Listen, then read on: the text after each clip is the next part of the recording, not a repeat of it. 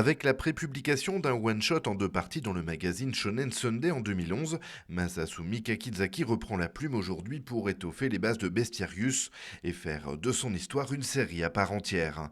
Après avoir parcouru l'univers du western et de l'épouvante dans ses précédents titres à succès, c'est l'Antiquité qu'il remet au goût du jour, mêlée d'une bonne dose de fantastique. Bestiarius chez Kazé. Ça va être une histoire de gladiateur, une histoire d'antiquité, mélangeant ça purement gladiateur combat et aussi fantastique.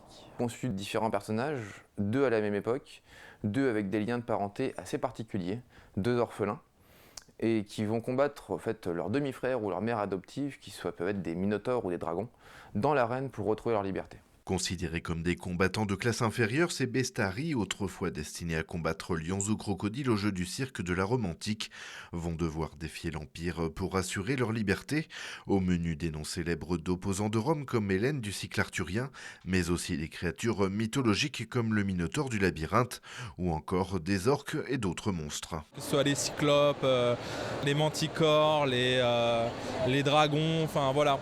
C'est vraiment des guerriers romains, des gladiateurs qui doivent affronter ce genre de monstres mythologiques. Donc voilà, Bestiarius, ça raconte un petit peu l'épopée, c'est des vraies épopées homériques de héros qui vont chacun vivre leur aventure dans des chapitres séparés mais qui vont amener à se rencontrer, à se croiser pour défier la Rome, la sanguinaire.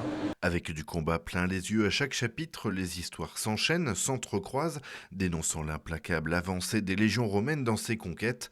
Et là, la patte de l'auteur joue tout son rôle. Les scènes sont prenantes, parfois émouvantes, avec des planches toujours précises, dignes des plus grandes séries de fantasy, aussi bien manga que bande dessinée. Plus que la palette graphique, c'est la mise en scène. La mise en scène que Kakizaki fait en jouant sur les contrastes d'ombre et de lumière. Il y a certaines planches, on a juste envie de les avoir en échelle réelle, encadrées chez soi, quoi. Donc, comme chacun sait, le japonais, c'est quelqu'un de très ouvert. Les mangaka le sont encore plus. Quand ils font un manga sur le western, ils se documentent comme jamais. Enfin, là, par exemple, Bestiarius, l'auteur va carrément sur Rome pour se documenter. Enfin, il passe beaucoup de temps pour être le plus précis possible. Et donc voilà, je pense que l'éventail de thématiques, que ça se passe en Europe ou ailleurs, le western, les gladiateurs, c'est des thèmes que les mangaka veulent aborder parce qu'ils sont à la recherche de la thématique qui fait mouche. Ce qui est sûr, c'est qu'il peut y avoir un folklore que peuvent apporter les mangas japonais avec leur univers qui à la base est fait par des japonais pour des japonais. Bon bah là, il y a une certaine catégorie de lecteurs qui va être intéressée par cette touche exotique. Et puis en même temps, on a des lecteurs peut-être un peu plus adultes. Et avec Bestiarius, il prouve vraiment qu'il peut toucher au-delà du lecteur de manga. Le lecteur de BD s'y retrouvera aussi, très clairement. Avec le plébiscite du thème du fantastique, aussi bien en littérature, séries télévisées, cinéma ou jeux vidéo, Kazé joue pleinement son rôle d'accompagnement du mangaka vers le succès qu'il mérite sur le marché français. D'ailleurs, cette fois, l'auteur reprend certains codes du shonen, comme pour être plus grand public que pour ses œuvres précédentes.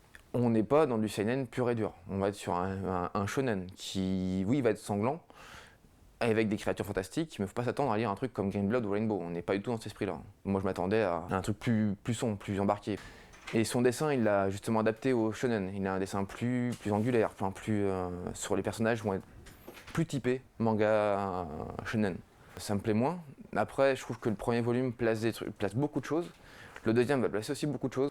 Faut passer le cap du premier volume, je pense. Si gladiateurs et bêtes féroces affichent une apparence sombre et terrifiante de réalisme, les messages sur l'acceptation des différences et l'animalisation de l'homme face à des bêtes souvent plus empreintes d'humanité dressent un portrait épique de la mythologie gréco-romaine, des épopées qui auraient mérité de figurer parmi les poèmes d'Homère.